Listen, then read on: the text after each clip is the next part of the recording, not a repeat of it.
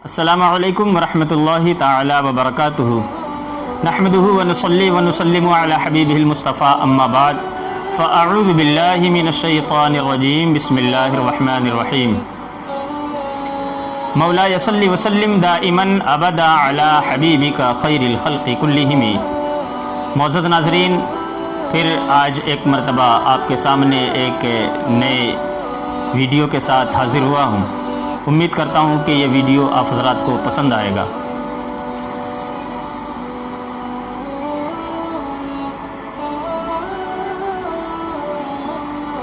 عبداللہ ابن مبارک رضی اللہ تعالی عنہ حج کے ارکان سے فراغت کے بعد صحن کعبہ میں آرام فرما رہے تھے۔ خواب میں کیا دیکھتے ہیں کہ دو فرشتے آپس میں باتیں کر رہے ہیں، اور ایک فرشتہ دوسرے فرشتے سے پوچھتا ہے کہ اس سال کتنے حجاج کرام حج کے لیے آئے اور کتنے حاجیوں کے حج کو اللہ سبحانہ و تعالی نے قبول فرمایا۔ دوسرا فرشتہ جواب دیتا ہے کہ اس سال تقریباً 6 لاکھ حجاج کرام حج کے غرض سے آئے، مگر اللہ سبحانہ و تعالی نے کسی کے بھی حج کو قبول نہیں فرمایا۔ ہاں، دمشق کا رہنے والا ایک موچی ہے، اللہ سبحانہ و تعالی نے اس کے حج کو قبول فرمایا، اور اس کے حج کے مقبول ہونے کی وجہ سے ان کے مقبول حج کے صدقے میں اللہ سبحانہ و تعالی نے ان 6 لاکھ حجاج کرام کے بھی حج کو قبول فرما لیا۔ حضرت عبداللہ ابن مبارک بیدار ہوئے، جستجو ہوئی کہ وہ کون شخص ہے جس کو اللہ تبارک و تعالی نے اتنا بڑا مرتبہ عطا فرمایا ہے۔ خواہش ہوئی، زاد راہ اکٹھا کیا اور دمشق کا سفر شروع کیا۔ دمشق پہنچتے ہیں، معلوم کیا، اس موچی کے گھر تک پہنچے، سلام و کلام کے بعد حسب و نسب پوچھنے کے بعد حضرت عبداللہ ابن مبارک اس موچی سے پوچھتے ہیں کہ میں نے خواب میں تمہارے متعلق فلاں فلاں باتوں کو ہم نے پایا ہے، آخر اس میں وجہ کیا ہے، راز کیا ہے؟ تمہارا کون سا ایسا عمل ہے جس کی وجہ سے اللہ سبحانہ و تعالی نے تمہارے صدقے میں 6 لاکھ حجاج کرام کے حج کو قبول فرما لیا؟ سبحان اللہ۔ وہ موچی کہتا ہے کہ آپ کون ہیں؟ حضرت عبداللہ ابن مبارک فرماتے ہیں کہ میں عبداللہ ابن مبارک ہوں۔ سننا ہی تھا کہ وہ موچی چیخ مارتا ہے اور گر کر کے بے ہوش ہو جاتا ہے۔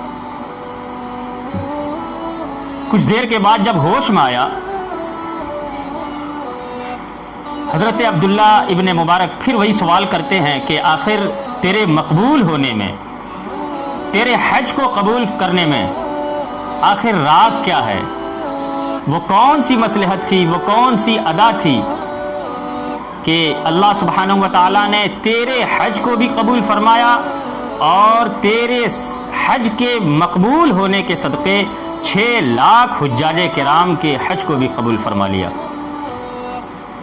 وہ موچی کہتا ہے کہ میں نے اپنی پوری زندگی میں محنت و مشقت کر کے جائز کمائی کو اکٹھا کر کے میں نے 300 درہم اکٹھے کیے تھے، میں نے 300 درہم جمع کیا تھا اس غرض سے کہ اس درہم و دنانیر سے میں خانہ کعبہ کے حج کے لیے جاؤں گا۔ ایک مرتبہ کا واقعہ ہے کہ میری بیوی امید سے تھی، اسے گوشت کھانے کا شوق پیدا ہوا، پڑوسی کے گھر سے گوشت کی خوشبو آ رہی تھی۔ میری بیوی نے اصرار کیا کہ آپ جائیں ان کے گھر سے گوشت مانگ کر لائیں، مجھے گوشت کھانا ہے۔ اپنی بیوی کے اصرار پہ میں گیا، میں نے کہا کہ آپ کے گھر میں جو بھی کھانے کا انتظام ہے، آپ جو بھی پکا رہے ہو وہ آپ مجھے بھی عنایت کرو۔ میری بیوی کی خواہش ہے کہ آپ کے گھر میں جو بھی بنا ہو آپ دیں اور میں اپنی بیوی کو کھلاؤں گا۔ وہ پڑوسی کہتا ہے کہ میں جو اپنے گھر میں بنا رہا ہوں وہ آپ کے لیے جائز نہیں ہے کھانا، ہم تو کھا سکتے ہیں، میرے لیے جائز ہے مگر آپ کے لیے جائز نہیں ہے۔ موچی کہتا ہے کہ آخر وجہ کیا ہے کہ جو چیز تمہارے لیے جائز ہو اور میرے لیے ناجائز ہو؟ وہ کون سی چیز ہے؟ پڑوسی کہتا ہے کہ میرے گھر میں مسلسل 7 دنوں سے فاقہ کشی ہے، میرے گھر کے بچے، میرے گھر کے سارے افراد مسلسل 7 دنوں سے بھوک و پیاس کی شدت سے بلبلا رہے ہیں۔ جب مجھ سے برداشت نہیں ہوا اپنے گھر کے تمام افراد کے بھوک و پیاس کو دیکھا، جب مجھ سے برداشت نہیں ہوا تو میں گاؤں کے کوڑے دان پہ گیا، وہاں دیکھا کہ ایک گدھا مرا ہوا ہے۔ میں نے اس مرے ہوئے گدھے میں سے تھوڑے سے گوشت کو لیا، تراشا اور اپنے گھر پہ لا کر کے اسے پکا رہا ہوں اور اپنے اہل و عیال کو کھلانے کا ارادہ رکھتا ہوں، اور مردار کا گوشت آپ کے لیے جائز نہیں ہے۔ وہ موچی کہتا ہے کہ جیسے ہی میں نے اس پڑوسی کے اس واقعے کو سنا تو میرا دل تڑپ اٹھا، میرا جسم کانپنے لگا۔ اللہ اکبر۔ وہ موچی کہتا ہے کہ میں بھاگتا ہوا اپنے گھر گیا، اور گھر جانے کے بعد میں نے جو 300 درہم رکھے تھے حج کرنے کے لیے، ان سارے درہموں کو لا کر کے اپنے پڑوسی کو میں نے دے دیا، اور یہ ارادے سے دیا، میرے دل میں یہ ارادہ رہا اور میں نے اس نیت سے اسے دے دیا کہ میں نے جو یہ 300 درہم اس حاجت مند کو دیے ہیں، اللہ تبارک و تعالی اس کے بدلے ہمیں حج کا ثواب عطا فرمائے گا۔ حضرت عبداللہ ابن مبارک سمجھ گئے کہ یہی وجہ ہے کہ اللہ تبارک و تعالی نے اسے حج کا ثواب عطا فرمایا، اور اس کے صدقے میں 6 لاکھ حجاج کرام کے حج کو بھی قبول فرما لیا۔ معزز ناظرین،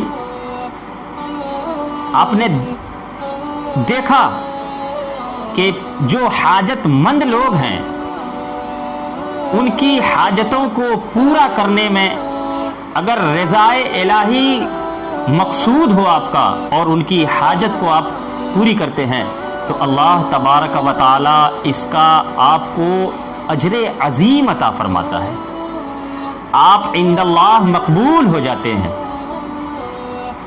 تو معزز ناظرین، ہمیں بھی چاہیے کہ ہمارے گھر کے ارد گرد، ہمارے محلے میں، ہماری سوسائٹی میں، ہمارے علاقے میں اگر کوئی ضرورت مند لوگ ہیں، حاجت مند ہیں، تو ہم ان کی حاجتوں کو پوری کریں۔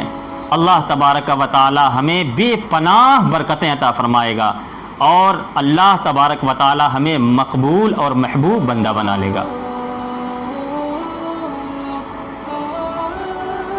تو اللہ تعالیٰ کی بارگاہ میں دعا ہے کہ مالک و مولا ہم تمام لوگوں کو ضرورت مند اور غریبوں کی مدد کرنے کی توفیق عطا فرمائے۔